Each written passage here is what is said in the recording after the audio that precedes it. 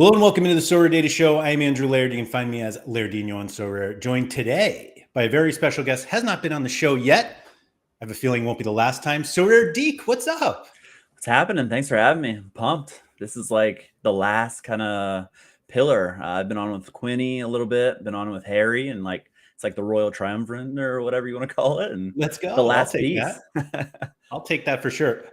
So full disclosure, anyone who watched the show live yesterday, when I was like, somebody remind me, or I said, Deke, can you just send me a message? It was literally about coming on a show.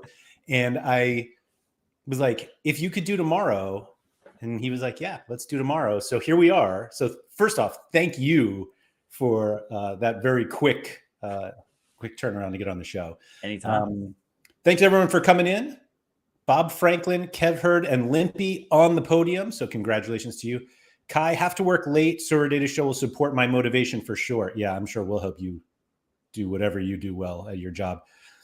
Peter, what's up? Big fan of Deak, as we all. Andy Black sent me a message right away, and he was like, that should be fun. Sean, what's up? Instant Zen just opened 5 boxes right now. Every single one of them turned out to be arena tickets. Do you get arena tickets for boxes now? Oh. I don't even know. I got some of the content creator luck today, so I don't even want to. I'm not going to go into it. But thank you, everybody. Let's see. Instant Zen enjoyed the show yesterday. Thanks for that. Ricardo, Sorare Deke is the MLS GOAT. We're going to get into that. Yeah, we'll get into that. Major NFT, what's up? Taco Slayer's here. Now we're talking. Blue Tomatoes pulled a very good card out of a box today. I saw that Grimaldo limited. Congratulations, Blue Tomatoes. Mike Basson, what's up? Charlie, let's see. I saw this one before. I still don't know how to say it. You have an idea? I have no idea. Man. Anyway, do you believe that KDB will go to San Diego? They're making big moves already, trying to at least a rumor mill. It's amazing how many names are linked with San Diego. It's like, oh, new MLS team? Yeah, let's just bring him everywhere. As somebody who bought a Irving Lozano because he was supposed to go to LAFC and then didn't, and now is supposed to go to San Diego. I'm like, oh, I'll take it. Mike Basson, thanks for all your work on the MLS so far. And it's just started. That season has just started. Shrew 1886. Carol, barely able to finish my run. Do you just run while you listen? Yeah. Agent Cooper said, I Googled Deak, and this is what I found. A deceptive movement or feint that induces an opponent to move out of position. Is this who this is? It is, yeah. I was a hockey player, so it's actually, my name's Derek, but I've been called Deak my entire life. You take out the R. There it is. So it's actually from hockey. So you're spot on. I mean, if anybody doesn't know what a triple Deak is, thanks to Flying V, well, you got her work to do. Anyway, Bazzer, what's up?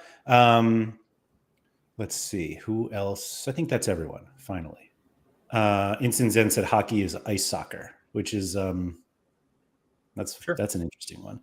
And Narky here, love Deak. Tended to be one of the most reliable and switched on experts in Play Sharper. So we're going to talk about that.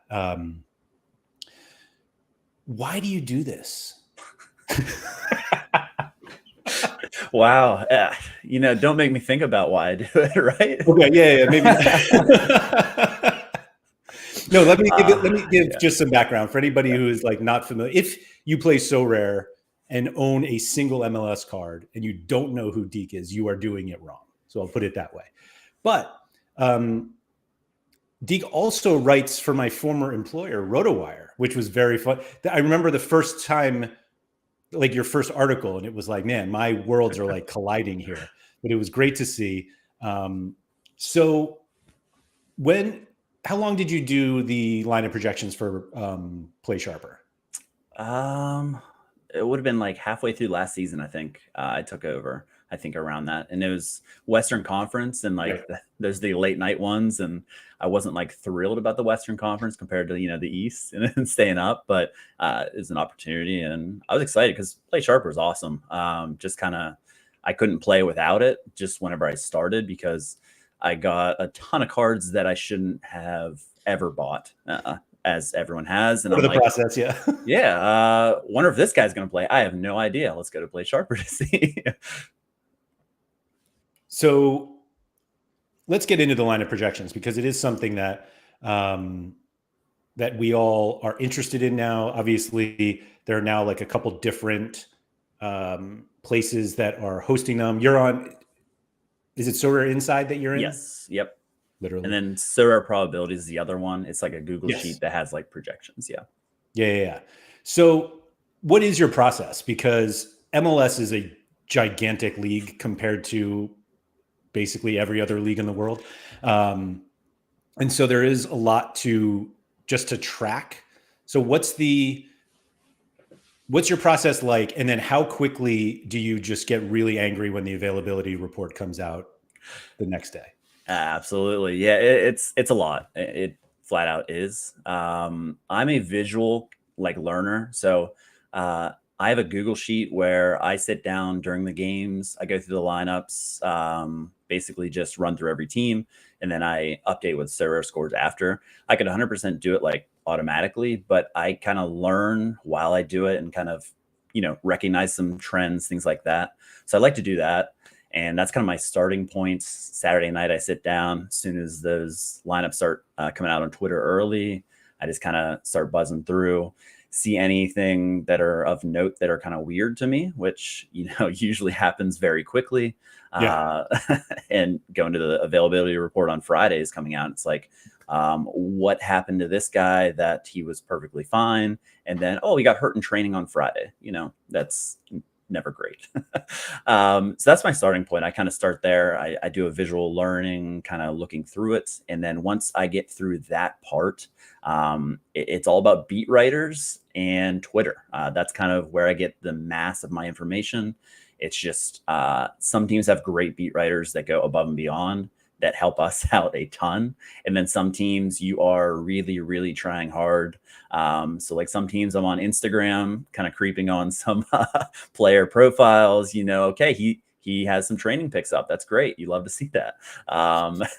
Which it shouldn't go that in depth, but sometimes you have to whenever you're looking after some things. I remember the big one was Danny Bouanga, if he was going to Gabon with the training, the international camp, and then he flew back that one day, and it's like, oh, he's on a flight. Like, it just throws you into a weird spiral of what wormhole am I in that I'm trying to find all this information. But that's kind of where I start. And then going through the percentages, let's be honest, those are just kind of a ballpark that you're never going to be right. Like, I'm not at training. I don't have any insight.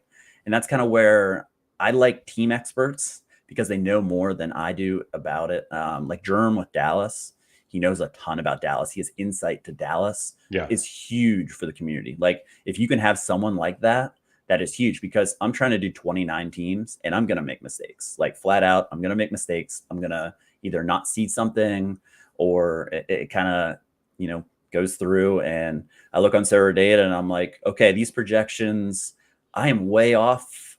What did I miss? Or is it not up to date yet? Which Bernadeschi, we had the percentages were a little off on Sorare data, and I looked and I'm like, what am I missing? So I actually like that aspect, like if it's on the other side, because sometimes it is, okay, I definitely missed something. Like Alex rolled on, I missed it. He had a knock in the match, and on Sorare data, they had him as on the bench. He ended up being on the bench, but Bernadeschi had that weird yellow card. It was like a double yellow, which could have been yellow card accumulation, but the two yellows made a red.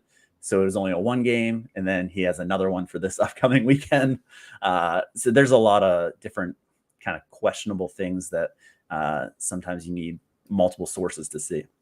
The Bernadeschi one was also weird because it included, or his yellow did not include, that little scuffle they had after the game that led to the Sean Johnson, is he going to be suspended more? And so everyone was like, wait, so what did he get it for? Because I think had he ever subbed off, or was it like when he was subbing off? It was when he was like subbing off, basically. Right. Yeah. So before all of that, oh man. Zyler was shouting out Laurel. Is it Fowler? I assume. So Laurel is the best. Yeah. And I think she got in trouble with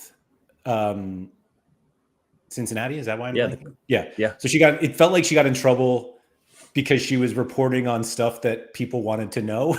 And it's like, and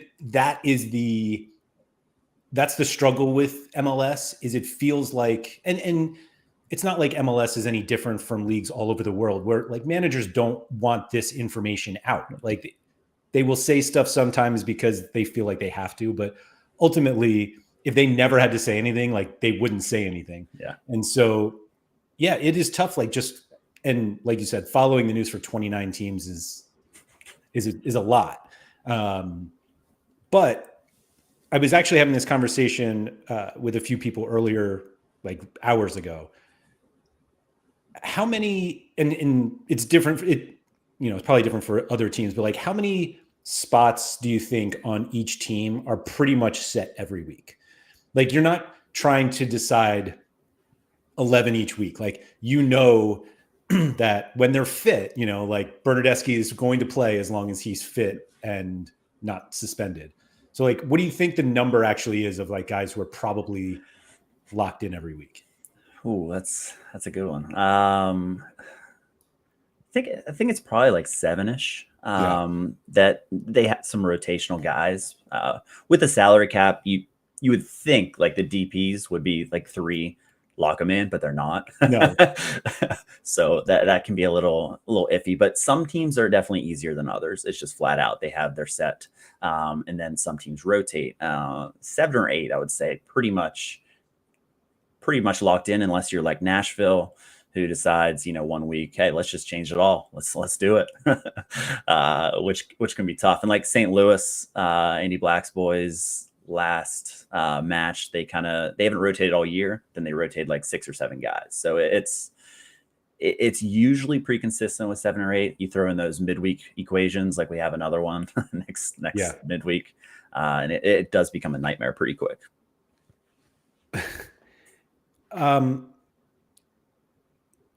For the most part, how much blame do you get when things are wrong? No. So I mean this like it's jokingly, but it also is serious that like, I think that, so one of the reasons why we, meaning Sorare Deke, haven't moved to like using very specific like expert picks and you can see who it is we kind of appreciate the anonymity of being wrong. Like it's okay. Like if it did feel like that, and again, like you said, we're not deciding who plays. And a lot of times, and people have made this point that a lot of times you're making a projection before a manager has even decided who's playing. And so it's kind of like, what do we do here? But like, have you mostly found that like the community is fairly friendly to you? Because I feel like you are one of the more kind of bigger faces of lineup projection. Seriously, in crazy in Sorare, but it does feel like everyone I hear from loves you. So I'll put it that way. But like, does it feel like that's sort of the feeling? I would honestly say the community has been great towards me. Play sharper. Whenever you didn't have to have like a face behind the name, or like, it's just you create a profile and then you get some comments that are pretty backhanded. It's like, okay, lineups come out and oh, you were 70% on, or like it was a 50-50 split. And I didn't know it was a toss up and I was wrong. Yeah. But like you got a lot more hate from there. But the amount of people that actually like will DM me or something is very, very minimal, which is awesome. But you'll have the occasion. I probably get like 3 to 5 a week, a game week of like, where were you on that one? like Toronto last week, Kevin Long, I had him at 90% to play and he picked up an injury. It was either not reported on the Thursday kind of issue or it happened Friday. I still not sure. It was like a hamstring issue. I went 10 of 11 on Toronto and Long was the one that I missed. And it's like, hey, you get 10 out of 11. That's great, but not my player. and you'll always get that. But at the end of the day, you shouldn't use it as the gospel. You should use it as a starting for your own players. Like I do the same thing for other leagues that, I've gotten a little bit better of like figuring out, okay, I can't just blindly follow and then expect, it's your fault because you didn't do your job. Like, no, it'd be my fault because I didn't look into it, which it's kind of a starting point. But honestly, I'm going to make so many mistakes with this that if I do get hate, it is what it is. And I think like providing enough for the community, and I've met so many good people in the community that it'll always outweigh the bad. I would even make the argument that most of the times that I hate even calling it wrong, but like I would say most of the times you're wrong, it's not a mistake. It's just like they just didn't go that way. You know, it's like Kevin Long, like, is that a mistake because you didn't know the news that nobody else knew? Like, it's not like there was something out there. And so I feel like that's sort of the difficulty with people using lineup projections is there's just no nuance. It's just like, you said he was going to start and you should have known that 2 days after you said he would start, he got hurt. And it's just not, Ryan Walter here says, blaming experts for my bad lineups is my second favorite part of Sorare next to Rivals tickets. But it seems like John knows more on your side here, doing God's work. Anyone giving him grief must have some serious issues. Yeah. I mean, we all have serious issues. Yeah, I was going to say. Yeah. Mike Basson here. What do you think what team is the hardest to get quality info for? And so is like the hardest for you to predict? Last season was LAFC. There were some, like, I had trouble getting a lot of information. But this year they've been a lot more, steady. But like the 3 center back combo, now that like Long, Chanel, and Murillo are all there, like that is some serious. When I've done like my initial ones, I'm really struggling with that because I honestly don't know who's going to start out of those 3. Long has started the last 2. So like you kind of play with those and they get really tricky. There's some really good ones that like you get a lot of information, like Cincinnati, you get everything. Like today's training report, we got everything from it. Like it's so good. No matter, are they off to the side? It's crazy how good we get. It's really tough to even say. Like Inter Miami's been really good with Messi. Like they just have coverage all the time. So you are seeing that, but it's like, hey, no one knows if Messi's going to play except for Messi and maybe Tata. Like, yeah, maybe, maybe. All right. Nashville has been my worst one by far. And it's like, it's not even close. I would say that's been tough. They have Ben Wright, who's good, but he doesn't do like, insight training. And that might not even be, I'm not saying that's his fault. A lot of teams don't allow like press to training as well. So like you have to take that in consideration. If you're like bashing like San Jose, I know that Jay Moore Quakes guy got some like Sorare hate and he like kind of backlashed on Sorare. Like you guys are all over me. It's, if you don't have access to these trainings, like what are you supposed to do? It's the same kind of thing. You can't be blaming him because they don't allow him in there. It's kind of the same type of thing. But I'd say like Nashville and San Jose are kind of the toughest for me this year. So I was listening to Make It a Double yesterday. It was like 2 weeks ago, and they were talking about kind of play sharper ending and people having to do their own like lineup work. And I think I've said this before in a stream, but I asked a bunch of people, I think I put it on Twitter too, like, is using a lineup projection doing your own research? And everyone is like, no, of course not. But like, that's what they do. And so I'm kind of curious, like how many leagues do you have cards from that you actively play that are not MLS? Too many. And so in those situations, like, what are you doing to figure out if your guys are going to start? Yeah. Play Sharp was huge for that, right?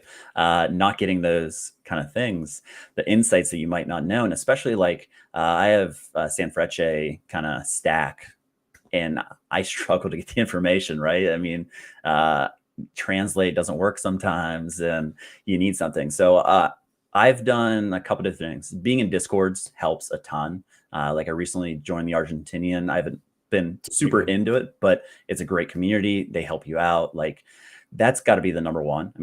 Just to get that instant feedback for sure. But then like, if I'm just kind of looking on my own, I use Twitter search a ton. It's just kind of, it's not probably the best way to do it, but you just kind of look up combos. So like if you're doing MLS and you're trying to find something, a lot of the beat writers and things like that, it's hard to get certain things. But like if you're looking up Philadelphia #dupe is their hashtag.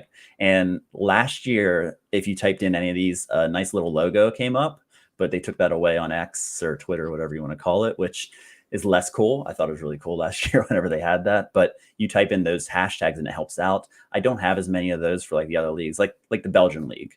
I have like Maxime de Kuiper, and just searching his name brings up a lot of different things, so it makes it tough.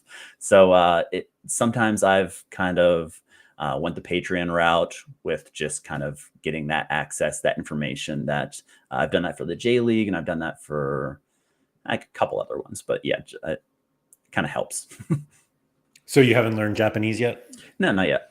I heard you guys you're trying, but Harry and I we're working on it. We'll see what happens. Sponsored by Duolingo, so we'll get that in there. We're still waiting. If anyone, we never got that wallet sponsorship, so if Duolingo wants in. I think so. One of the things that I used to do at RotoWire was lineup projections, and I used to use this tool. I'm going to show everyone here, not to like pump my former employer, but kind of, and it is something that we don't have specifically on Sorare Data, but I kind of would like it. But this is essentially like a game trend for minutes, and it just shows each game, the opponent, and how many minutes everybody plays, and it kind of gives you the idea of like, oh yeah, so like Hani Mukhtar is going to start every game, like, and we know that going in every week. But it's like when you start getting down to here, like Tyler Boyd, yeah, he starts sometimes, and oh yeah, Walker Zimmerman was a little banged up. He's not always Sean Day, like all of these guys, and obviously I picked the worst one specifically for this reason. But it is kind of difficult that, you look through this, okay, who played in the last couple of games? And it's like, oh, great. 15 people started in the last 4 games, obviously not each one. And it's like, no injuries.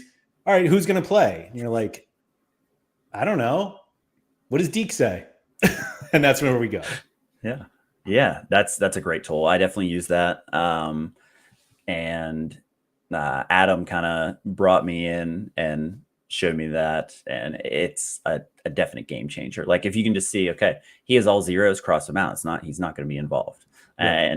And then you have Nashville. They've been playing out of position, like they've been playing 3 at the back, which they didn't do all of last season. And they're a natural 4-2-3-1 team, and okay, they fire the coach. What does the interim do? Right to the formation they were doing last year, which made too much sense. It's just, you never win. Yeah. Mike, to answer your question, this is behind the paywall for RotoWire. Yes. And we'll try to get it on Sorare Data, something like this.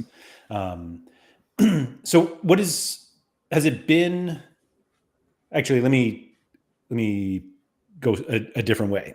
So you have partnered up with a few lineup projection services. Like, where do you see that going in terms of how people will get this information? Like, I know like Sorare Insights on Discord, Sorare Probabilities is with the Google Sheet. Like, do you think that's kind of where we end up on these things? That's a great question. So I had my own Patreon, and like keeping up with it was tough. And then I kind of got into the thing where, okay, these people are paying just for MLS. Like, I don't know if that's the best thing. Like, I think a combination of everything, like Play Sharper that's kind of like, I want to be a part of like a bigger community that, you have someone from each league that kind of helps a little bit, and it kind of gives you that option. So like right now, being in the Sorare Inside Discord, you can get every league. They don't have every league, but they have a majority of the leagues. Yeah. And that kind of gives me a starting point where, okay, all this is in the same kind of place. Do I think Discord's like the answer? Maybe it's like a website that has everything that, isn't called Play Sharper, but, is kind of like on that realm. So I don't know. I don't know where everything's going to go, but just based on who I talk to and like who I've made connections with, they've started these things and they asked if I get on the ground floor. And honestly, yeah, I mean, I'll support the people around. If it becomes like a paid service, which I mean, there has been like Sorare probably is a paid service. It's just kind of, you do a lot of work and you should be compensated a little bit. But what that is, it doesn't really matter in the long term. Like me getting a position at RotoWire is huge for me. That was kind of like always a dream. I remember reading your articles whenever I got into DFS. Like RotoWire is a great site, and like I'm honored to be on that site. So it's kind of like all these other things that I do, I'm already doing the work. Yeah. So I kind of want to share it. You know what I mean? So how are you feeling about MLS in Challenger for this summer? I feel great about it right now. Yeah. Just won. All the European leagues dropping out and all Deak's ready to take over here. Yeah. I mean, it can all happen. Like I took down D1 this weekend, and it was, you have to get lucky, obviously, especially like dealing with, like I had Opta adjustments that adjusted me up and others down, which I don't think I've ever seen that work for me. And that was crazy. And if you look at this lineup, the amount of luck that went into this lineup is absolutely insane. Like if you're not familiar with what happened in the game, Ryan Spalding had a ridiculously idiotic red card in like the 11th minute. Okay. Jack McGlynn didn't start. They rotated him, which was terrible. Jose Martinez gets hurt about 15 minutes later. Jack McGlynn comes on. He gets a decisive that wipes out that starting bonus, and just kind of insanity. I captained the wrong person and it still worked out. Like the amount of just like luck that went into this, obviously it's lightning in a bottle, but you know, that's why you play the game, right? Well, completely well-deserved here. Like absolutely. And then it's funny that you win and then Andre Blake gets his contract extension after he's not even playing here. Yeah. What was your, I apologize if you've spoken about this somewhere else, but like, what's your, obviously this is an in-season lineup. What was your decision to play in season with all of these guys? So this is the lineup kind of construction of this kind of worked out this way, which is great. I prioritize under 23. So my Ricky Puig that I usually play with like 4 in seasons, I don't really have that many in seasons outside of my Philadelphia collection. So that's kind of, they usually get bundled together, and I usually try to go for some ETH with them with the right matchup. With New England not being very good this year, I thought, hey, maybe they could hang around. And it seems like even if they concede, they usually score half decent, which I mean, Kai is always really solid. And some of these guys have been really good. So that's kind of, I actually put like Ricky Puig and like my best kind of guys that I thought would do really well all in the same lineup. And that lineup was terrible. And these guys all came together. Where did Ricky end up? It was under 23. I did have a DMP in there. But that was kind of like Zay Romero was sick and didn't have until I think yesterday. So, but I had Jack, my other Jack in there, Ricky, and Sanfrecce won 5-0. Mitsuda didn't start. So that in theory, it looked great, but I kind of prioritized that over, and I got lucky. That's flat out. Yeah, that Sanfrecce, like all of the scores in that game were wild for a 5-0. Like completely. Sasaki and Araki were like pedestrian. And I only know this because I fought with Tuggy about it. Like they were. Yeah. Idahashi as well. Like 28.4. Played till halftime. Jeez. No, but this is where is it? There we go. I mean, it's everything that you should love about Sorare. It's a collection, new season, stack finally, or fine. I want to say finally. They're like, what are they? 8 games in the season? 10 games? Yeah, we're early for sure. Yeah. No, that's awesome. That's awesome. Congratulations. Thank you. Who do they have this weekend? Haven't even looked ahead. It's only Tuesday. I'm like, what are you doing? Come on, man. Charlotte, I believe. At Charlotte, I think. At Charlotte. Yeah. And then, oh man, the Gator Guy special, 3 straight home games. Yeah. I mean, should be a pretty good stretch with the Canadian teams. So, yeah, really. Yeah, don't hate that stretch. Yeah, there we go. It's a lot of home games, though. I'm like, yeah, that's odd. I don't know. I feel like we haven't been on the road too much. Yeah, but also we've lost 3 straight home, so maybe we want to stay on the road. I don't know. It's a good point. It's a good point. We like I'm on the team. Yeah. You buy enough cards, you start saying we. It's all right. I'm applying for Danish citizenship, so don't even worry about it. So do you find that, because we kind of like went through all of the difficulties of MLS not coming through, does it feel like it's any easier than other leagues? Like lineup projection wise? Yeah, I would say it's definitely easier than some of them. I feel like K League would be an absolute nightmare. I don't know a lot about the K League, but I just feel like my brief experience, and then I got out of K League cards. I was like, this guy has played 10 straight games, and then now he's out. And then I'm not really sure the registration rules, if that might be the J League. The under 23s or whatever you have to have in the starting lineup. That threw me off. I don't even know if that's a rule or I just made that up. It definitely but I feel like the people that kind of do those leagues, I think it's tougher than the MLS. I think the MLS is really tough because there's 29 teams. Like that makes it a lot harder. Like if there's 20 teams, I think it would be easier to manage. 14 matches a weekend / midweek, it gets pretty daunting at times. Do you do projections for RotoWire too? Yeah, I do the lineups as well. Okay. Good to know. And Boots may have said, any chance MLS will publish injury reports earlier next season, or is it set now? So like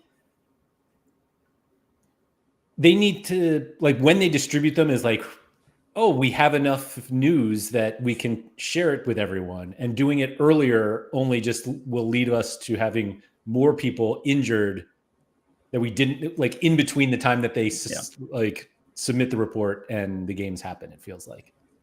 Yeah, that's tough. It's just, there's no good way to do it. I think with our Sorare lock, we kind of look at it at a perspective of, okay, Friday morning, we should have something, but it makes it difficult. You know, you see both sides, but even the reports now, there's guys on it that I think they just copied and pasted the week before, because it's 100% last week's, not the updated this week's. And you run into that too. I also found that I think it's gotten better, but the disciplinary report used to do that as well. It would be like, literally, today is May 21st. And it would be like, they were always really good with when it was updated, but it was like last updated May 12th. And you're just like, come on, like, give it to us. Right. Yeah. Please give it to us. Yeah.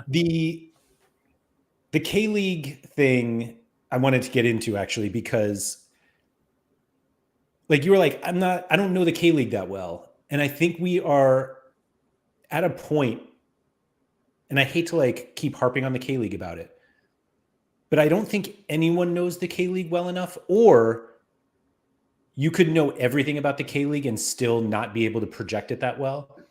And we were kind of talking about this internally at Sorare Deke. So like for all of the leagues, like you can see who the top projectors are on Sorare Deke, and it's kind of small here, but like, come on.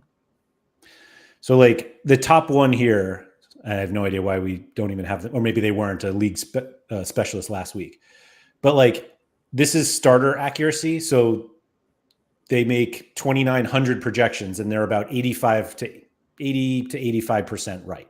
Yeah. And it's like, oh, that's very good. But like the K League, and again, I don't want to say like it's just for us, but like the top one is 76%. Oh, I'm sorry, 77%. Yeah. And I'm not sure anyone's better. And so it's kind of like this weird thing that like, if you can be the expert, but actually not really know that much, just because there's so much rotation and what feels like just a lot of unknowns. So what do we do when there's no expert? Yeah, that's really tough. And it goes back to like, unless you're at the grounds and like you work for the club, and you still might not know, right? Like right. It's kind of a hopeless process that, you know, whatever percentile you think and you want to shoot for, like my midweeks, if I hit 80%, that's great. For me, it might not be great for other people, but like in my head, if I can hit 80%, that's great. Like on the year, I'm 85%. I'm still wrong 15% of the time. Like, that's a lot, right? It's difficult, and you just kind of have to set like the K League. Like someone hitting 75% in the K League seems like it's really good, in my opinion, but it's all relative. Yeah, and I don't think everyone just kind of appreciates how good 80 to 85% is, which again is like projecting things that haven't been decided yet. Like it's like me trying to figure out like what you're gonna have for lunch on Saturday. And it's like, Yeah. I don't know. Yeah, I guess I would study what you eat normally, but still. Bob Franklin said, I just started doing projections. I'm about 81% pick rate, but brought in this. There's a U23 sub rule to get 5 subs, max 4 and 3, players of 3 on the field, and only Korean goalkeepers are allowed. Okay. I knew there's so something. Bob, Bob doing the work for us there. So Bob, hopefully I can see you at the top of the K-League chart, and then we'll just consider you an expert from now on. Yeah, and all that without learning Korean. Narky wants to bring in a violent conversation here. What are your thoughts on rolling locks or subs?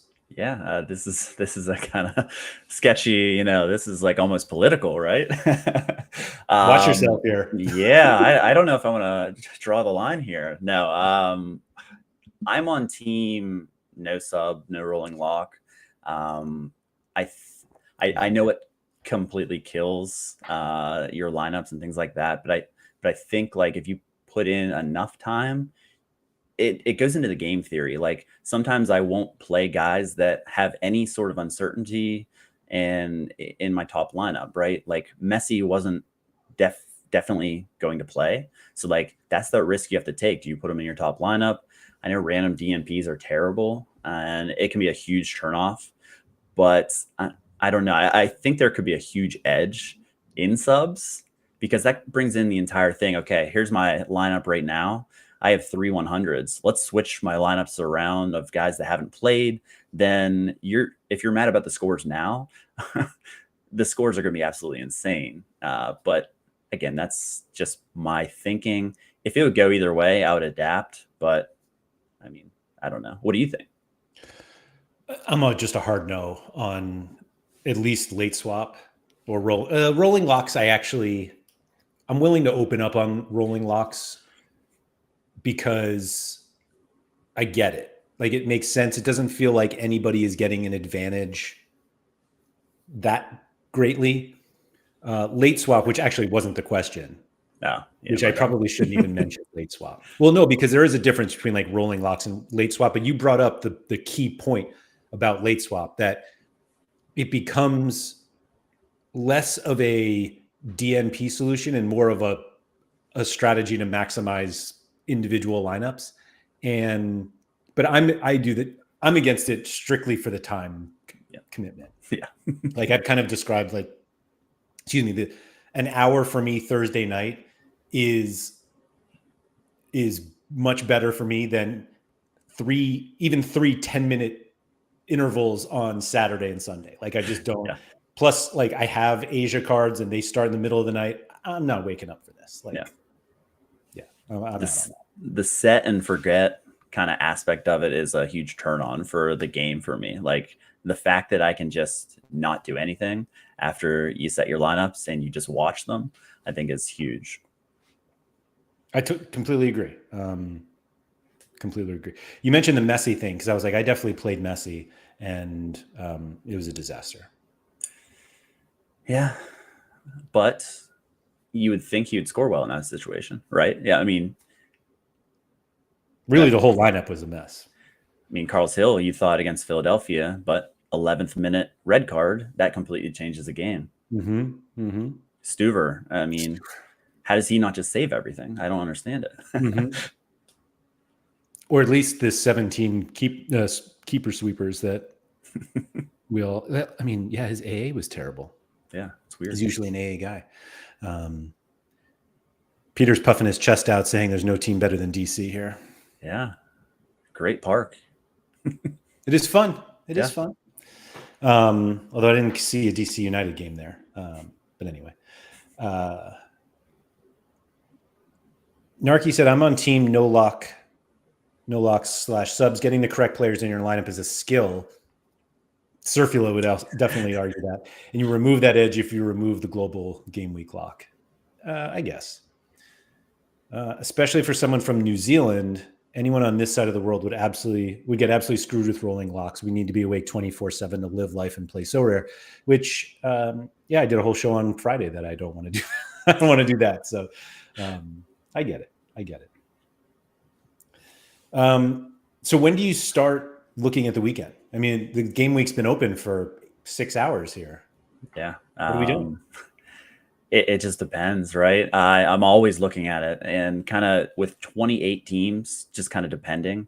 Like the midweek, I have to do them all in one day, basically, because Wednesday night games, Thursday turnaround, Thursday I have to do all whatever amount of teams it is. It's usually 28, and the rotations are a nightmare. Yeah. So it gets pretty daunting whenever you get into that. But a full week is great. I basically try to set it up as, okay, Monday, I'm going to try and get through, 8 teams. 8 teams feels fine. Get through the 8 teams. Again, we have no information. And basically what I do is on my Google sheet, I just note, okay, beat writer tweeted this out. I go through, I have a list of like beat writers that I follow. Okay, I'm going to note this in here. And then whenever I get to that team, I'll update it. Or once I do the teams, okay, I got to go back. Like today, we got all that Cincinnati news, like Corey Baird was on the side. Kubo wasn't even at training. So I had him in the starting lineup. I docked him. And then tomorrow he could be full training. So we don't know. So I'd like to get ahead of it as much as I can. So yeah, it's pretty funny. Like sometimes like, oh, when are whenever it was midweek on Thursdays, like Thursday morning, are we getting MLS lineups? And it's like, like the last game was, Pacific time, 10:30. And it's like, it's past midnight and it's not over. And, to get that and do, a full-time job is pretty difficult. I probably wouldn't do this if I wasn't a teacher. So I get the summers off, which helps a ton whenever we get into the meat of the season, which is great. But yeah, it's a process. If you have a full week, I like to chop a little bit at a time to make it a lot easier. How often do you think you do like a first draft or like the guys that should be starting? Like how many changes do you make during the week, do you think? That's a question. I don't know. Every team probably has a change or two of like with information coming in. You did the RotoWire lineups, right? So they like them like a week before. So like a first glance. And honestly, at first I was like, man, that's really tough. I kind of like that because I look at it terms of like, it's a very rough draft. So like there's going to be changes. I start there and that gives me a starting point. So like I might take only like 1 to 2 minutes on, a decent amount of the teams, just kind of go through and make, I copy the previous lineup. Okay, what could change? I kind of talk myself through that. Then when I actually go through the individual, then I go back to RotoWire, change any changes that I have. And they have a really good injury system that like, if some like beat writer news pops in that maybe I didn't see, they'll have that little notification in there. And that kind of helps me out. So actually, instead of making more work for myself doing RotoWire, it's kind of helped me in the long term. I don't know. What about you for whenever you did it? So it's funny that you were like, I'll look at the last one because it feels like the biggest kind of criticism that we get for people who put them in on Sorare Deke is like, oh, they just copy the last lineup. And it's like, well, that's where you start. Like that's how you have to start. That like, this was the last thing we know. And then you can say, was this different from the game before? Or did something happen in the game that obviously changes things? But I remember, and it was when you said like Wednesday games and people Thursday morning were like, hey, are they coming? So because we always had to do them a week early for RotoWire, and that was like for a client issue. It wasn't like we just decided like, hey, let's do them early. It was like we had clients who wanted projected lineups early. And the worst would be like injuries Wednesday night. And you're like, somebody gets hurt Wednesday night and he's in a projected lineup for Saturday already. And they're like, hey, he's hurt. And it's like, he got hurt like 3 hours ago. Let me sleep. And then I can change it. But that is like, I agree that was one of the things that like, it helps you move on to the next week because it kind of allows you to think what happened. And like you said, like the RotoWire one, if somebody gets hurt, it's like, oh, this guy in my lineup, and the projected lineup is red now. Why is he red? And then you can do the work. But yeah, it's that part was always like a tricky one. Blue Tomatoes, I have no idea. My lineup projection percentage at RotoWire. It was 100%. You can't check it. So it was 100%. Never wrong. Never wrong. Peter's curious about the graphics that you do. So you share everything on, at least on Sorare Inside, like through, or at least last week was like a PDF of all of them. Yeah. Do you find that easier, or because it does seem like you're probably doing like inputting lineups 3 different ways or different every place that you're doing lineups for?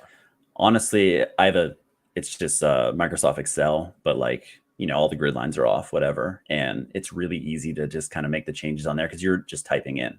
And kind of like whenever you're putting it for like a website, it can be tricky because like, okay, you can't visually see it. It's like, okay, this guy's a left back, you know, and then you try to put like the backups for them. Then you input it and you're like, that doesn't look right. And then you kind of have to go back, where this is actually pretty easy. And then whenever I make changes, all it is just make changes. And then I use Canva to make the PDF to make it, you know, look half presentable. And, you know, I'm not going to say that I go above and beyond compared to some people who absolutely like crush the graphics part of it. Like they spent so much time, or maybe they're just, you know, good at it. But like the graphics part of it is very simple for me. I don't go above and beyond that. So this is back to RotoWire. I feel like all I'm doing is plugging RotoWire today. Yeah. But they call it soccer, so you guys will have to get over that. Although it is Major League Soccer, so. But if you just go to the MLS tab here and then lineups, so we used to just have like basic like goalkeeper, defender, midfielder, and forward, and it was actually easier. So what you see here are like the Opta, like, oh, he is a center, like defender, center. Midfielder left. And it was like when we changed to this, it actually became easier because you were like, oh, I can figure out the formation. Because we used to have like, you know, you would put it in, you're like, all right, I got it. And you're like, why do I have 3 right backs? And it was like, oh, well, they can't all play at the same time. And so I just got used to this one. And then, yeah, you can see all the questionable guys or those who are out down here. Yeah, so that's what it is, if anybody. And I do not believe these are behind the paywall. They are. I believe these are, pretty sure. Yeah. Yep. So these are all free. And so, yeah, it's just rotowire.com/soccer, and then just the lineups, and there they are. So you do all of these now? Yes. Yep. Yeah. So these are my preliminary. As I do each team, I update those as well. So you might see something very different now than Thursday. And even Friday. So like if we get news on Friday, I do change them on here, you know, just to accurately provide, because it's for DFS, which is very fun. And that's a new aspect that, you know, I play Sorare more, but I do like the MLS side. I've kind of starting to get into it. I made my own projections, which, you know, aren't foolproof by any means, but I enjoy that aspect of it too, kind of playing around what works, what doesn't.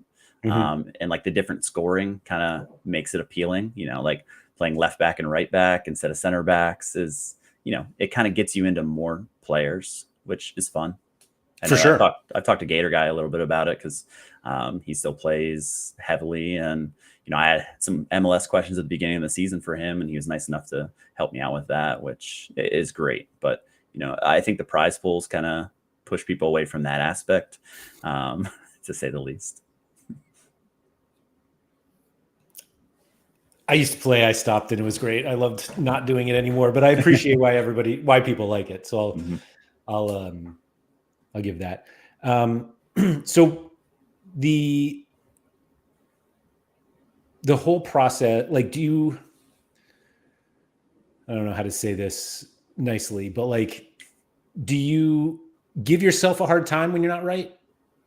And I don't even mean like the mistakes that can happen, but just like the ones where it's like, this came out of nowhere, like deal with it.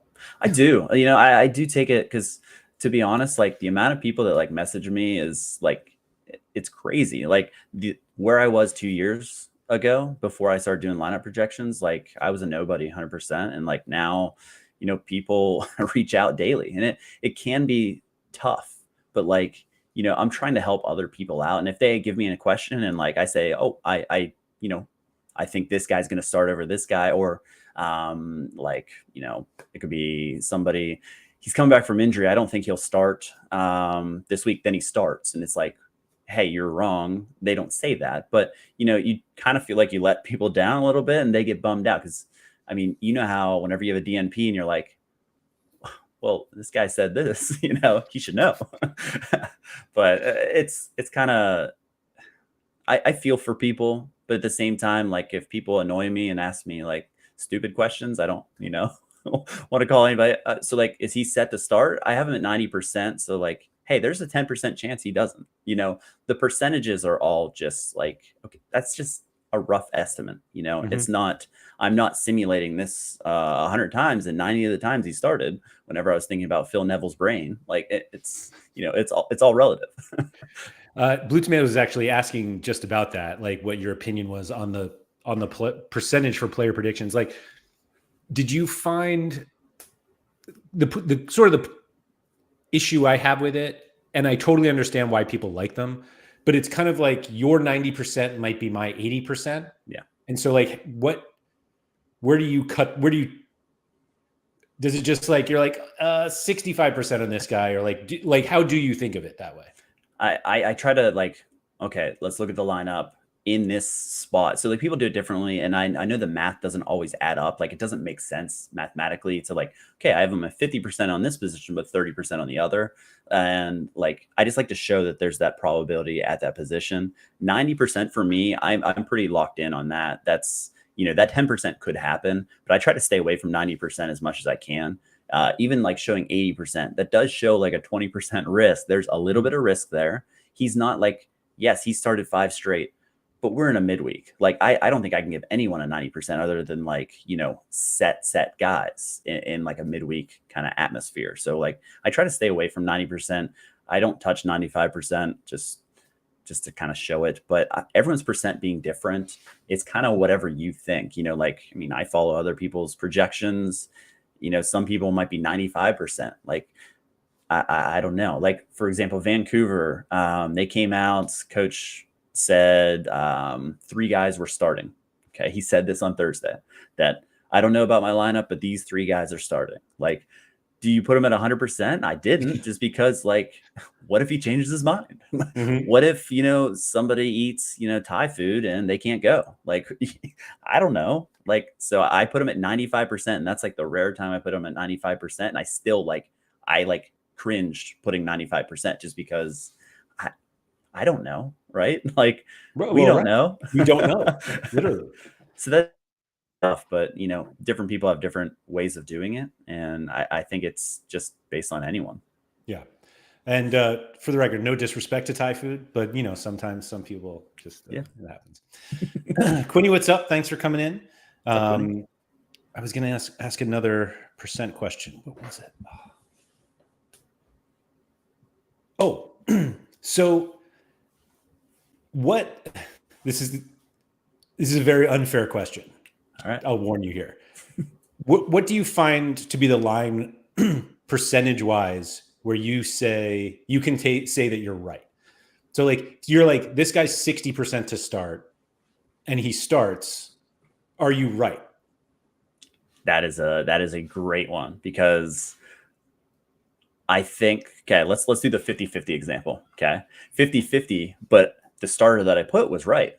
Okay. Am I right? In like tracking? Sure. I put it as, yeah, I had the starter, but was that any confidence whatsoever? No.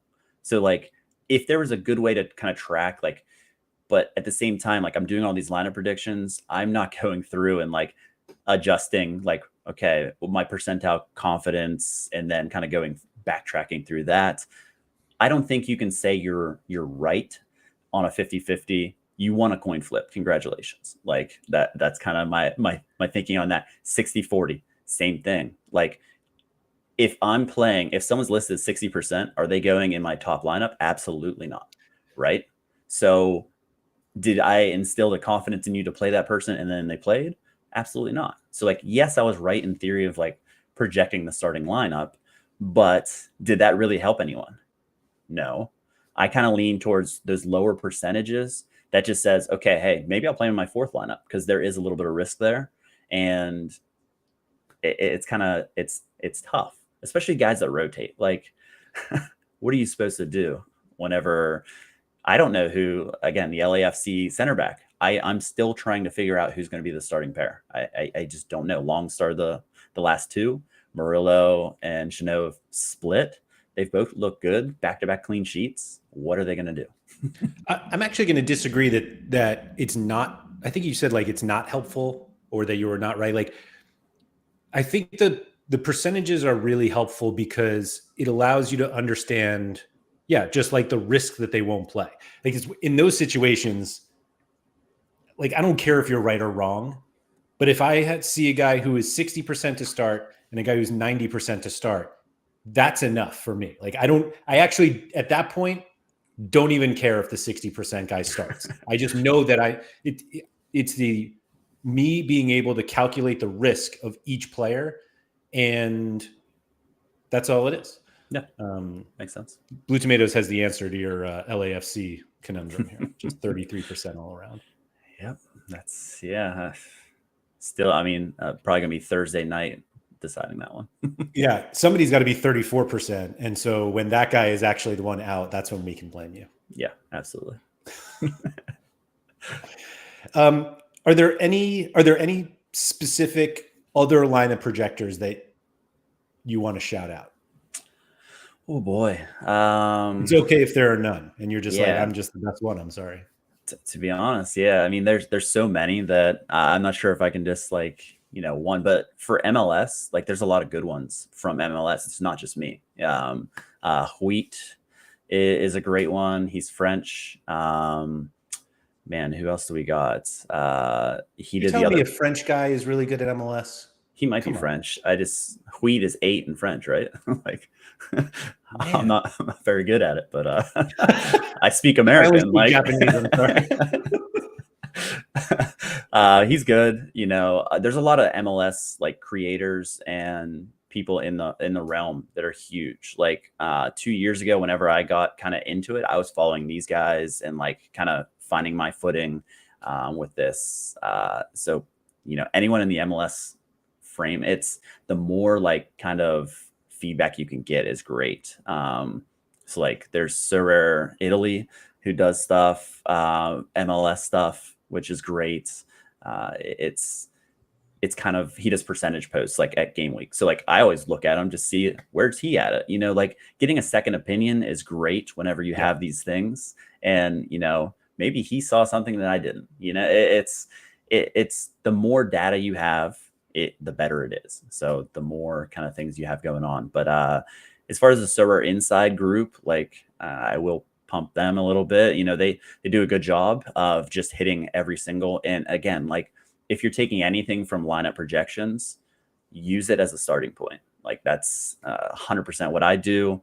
And you have no one to blame if you didn't look into it, than yourself if you didn't go further. Like if I have someone that's 70%, like last weekend I played people that were 70%. I did zero information or lookup. That's on me. I had one of them DNP. That was on me because I ran out of time, and I'm just like, I'm done. I'm done with the lineup process. Like this is my 15th lineup. At this point, I don't care. I will say that my first kind of reaction to all of these new lineup projecting things happening in Discord is that I just didn't feel like Discord was the right place for it.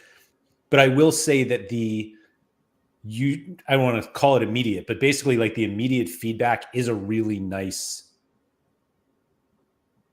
to have.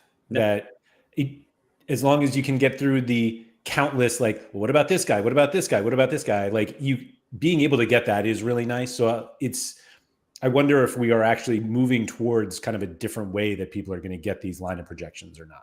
Yeah, I would agree with that. Like, yes, it can be really annoying. Like if people are just asking like pretty simple, like if you even did any research, you could figure it out. But I kind of think of it, okay, what am I doing whenever I ask certain people about a league I don't know, or like a language that I don't speak. So like there are people that are like reaching out in English when they don't speak English, they are from wherever but they care about the MLS. So like the cool thing about Sorare is you have people from everywhere caring about the MLS when it's an inferior product. I mean, and it's it's in the second division in Sorare, so it's better than all the third teams, you know, but kidding. Obviously. But it just puts more spotlight on people watching Apple TV, you know? I mean, yeah, that's fair. I don't think I have anything else. Was there anything you wanted to touch on today? What's your process? So like whenever you are kind of building your lineups, how do you go about it? Like not you projecting lineups, but you kind of building your teams. I You do don't have to give it very away. little I do very little research. I'm not going to lie. No. Part of the reason why I had this recent idea to basically have multiple cards of the same player is to cut down on the number of players I have to figure out if they're going to play. And Sorare has allowed me now with the new gameplay to like submit so many more lineups. And it's like, oh, wow, these cards that I never used to think of, now I'm going to play them in lineups. And it's like, oh, okay.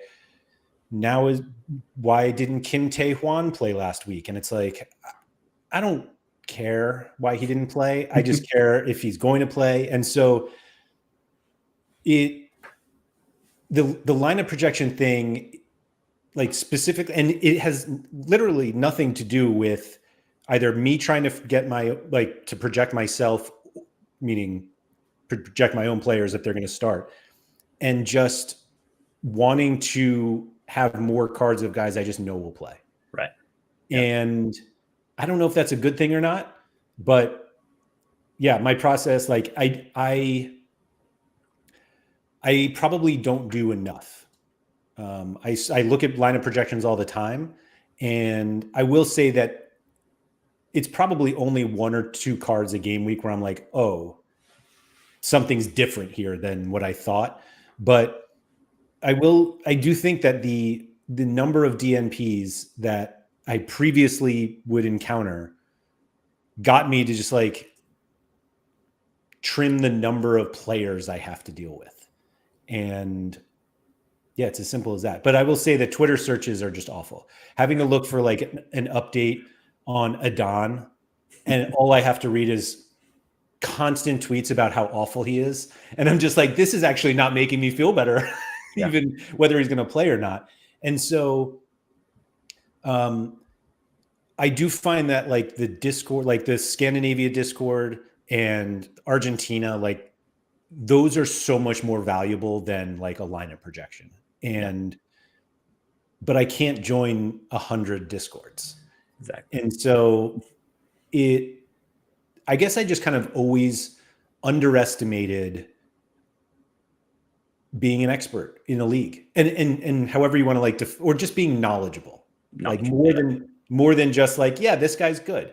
And I think I'm starting to kind of turn the corner a little bit on that, while also trying to figure out news that like maybe just isn't in English.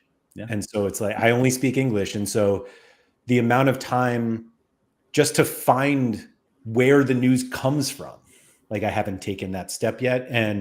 But it is something that I think I need to do, because I use TweetDeck. And so I just have like endless Twitter columns. But I think over the summer, I need to like really figure out what the process is, and then just try to, like I said, like, I don't necessarily feel like I need to trim my gallery. I just need to trim the players and hope that I pick the right players. Right. Yeah. That's kind of, I had that same, like having the same players makes a lot of sense. And I kind of did that. So like with my Philadelphia Union, like I watch every game. It's probably with Mitchell and with you, like, yeah, okay, I'm locked in whenever they play. I watch the game. So like, I'm pretty up on who's going to play, but still there's still rotations that you don't know, but like knowing those teams. So I have last year's collection, and then I got this year's collection, because with the new gameplay, I did want to play in season. So I have this in season, but then I have the same cards and I can play it, classic. And it's kind of your idea exactly. And it just applied it to my favorite club. So like, that's basically, I love that aspect, because pretty much I know who's going to be starter. Like Jack McGlynn not starting last was an absolute surprise. First time he doesn't start all year. but I was pretty confident that he was going to be in the lineup. This upcoming weekend, he's going to be in the lineup unless something happens, right? And, I feel confident being able to kind of roll those out. And I don't like stacking completely, because if you look at Philadelphia, they usually concede. And the winning lineup, it was a full stack. So it just kind of worked out, because as far as the new season, I don't know if you do you play a ton of in season? I didn't think so. No, I just pretty much just started.